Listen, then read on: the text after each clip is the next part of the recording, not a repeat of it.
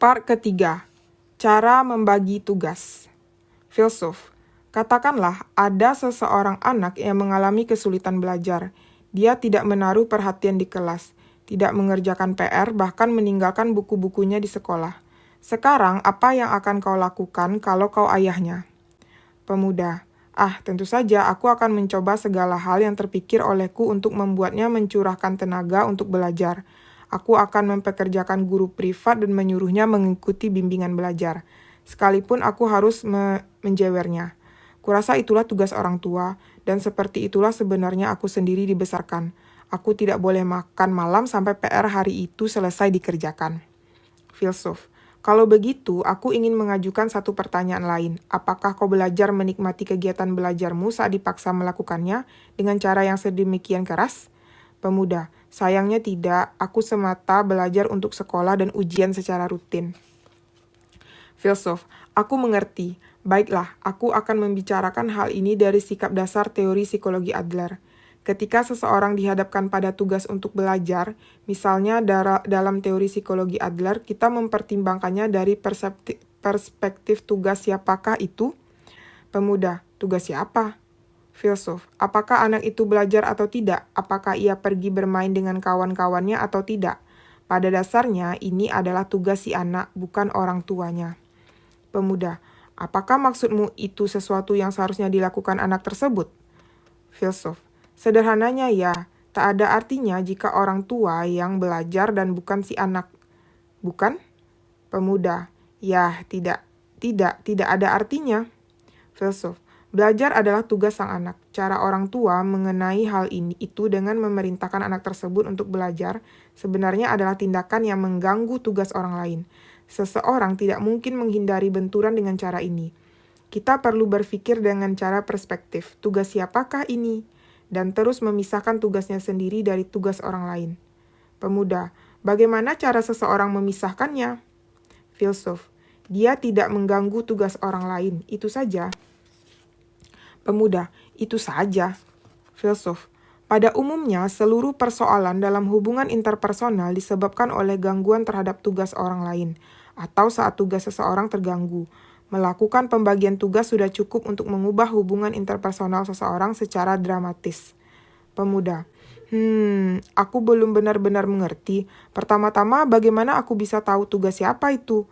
Dari sudut pandangku, bicara secara realistis membuat anaknya belajar adalah tugas orang tua. Karena nyaris tidak ada anak yang belajar murni karena menikmatinya. Dan bagaimanapun orang tua adalah wali bagi anaknya. Filsuf, ada cara yang sederhana untuk mengakui tugas siapa itu. Pikirkan, siapa yang nanti akan menerima hasil akhir yang muncul akibat pilihan yang diambil. Ketika anak itu memilih untuk tidak belajar, hasil akhir keputusan tersebut tidak mampu mengikuti pelajaran di kelas atau masuk sekolah yang diinginkan. Misalnya, tidak harus diterima oleh orang tua. Jelas sang anak yang harusnya menerimanya. Dengan kata lain, belajar adalah tugas seorang anak. Pemuda, tidak, kau benar-benar keliru. Orang tua yang lebih berpengalaman dalam hidup dan juga bertindak sebagai wali, bertanggung jawab mendorong anaknya belajar agar situasi semacam itu tidak timbul. Ini sesuatu yang dilakukan demi kebaikan anak itu sendiri, dan bukan tindakan mencampuri. Meskipun belajar mungkin merupakan tugas si anak, membuat anak itu belajar adalah tugas orang tua. Filsuf, benar bahwa orang sering mendengar orang tua zaman sekarang menggunakan frasa, ini untuk kebaikanmu sendiri. Tapi mereka jelas melakukannya untuk memenuhi tujuan mereka sendiri, yang bisa berarti muka mereka di mata masyarakat, gengsi mereka atau hasrat mereka untuk mengontrol misalnya. Dengan kata lain, ini bukanlah untuk kebaikan dirimu sendiri, tapi untuk kebaikan orang tua. Dan karena si anak merasakan siasat inilah dia memberontak. Pemuda, jadi sekalipun anak tersebut tidak belajar sama sekali, engkau berkata bahwa mengingat itu adalah tugasnya. Aku harus membiarkannya saja. Filsuf, seseorang harus memberi perhatian. Teori psikologi Adler tidak merekomendasikan pendekatan non-interferensi. Non-interferensi adalah sikap tidak tahu, dan bahkan tidak tertarik mengetahui apa yang sedang anak itu lakukan. Sebaliknya, dengan mengetahui apa yang dilakukan anak itulah seseorang bisa melindunginya. Jika belajar adalah masalahnya, dia akan memberitahu anak itu bahwa belajar adalah tugasnya. dan memberitahu anak tersebut bahwa dia siap membantu kapanpun anak itu terdorong untuk belajar. Tapi dia tidak boleh mencampuri tugas anak tersebut. Ikut campur dalam berbagai hal tanpa diminta bukanlah tindakan yang bijak. Pemuda, apakah itu berlaku di luar hubungan orang tua anak? Filsuf, ya tentu saja. Dalam konseling yang menggunakan pendekatan psikologi Adler misalnya, kita tidak memikirkan apakah klien berubah atau tidak sebagai tugas seorang konselor. Pemuda, apa yang ingin kau katakan?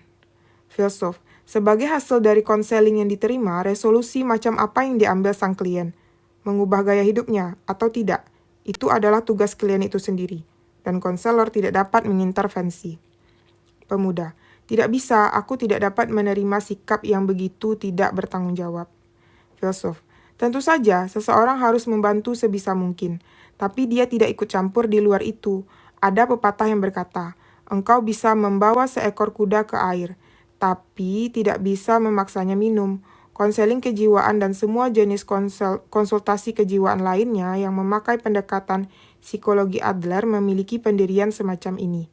Memaksakan perubahan selagi mengabaikan maksud orang tersebut hanya akan mengarah pada reaksi yang emosional.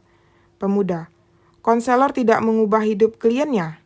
Filsuf, hanya engkau satu-satunya orang yang bisa mengubah dirimu sendiri.